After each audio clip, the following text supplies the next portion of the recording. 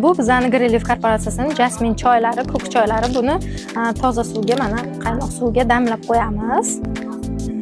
Va buni olib qo'yamiz. Mana ikkita stakanga bir xil suv solganmiz.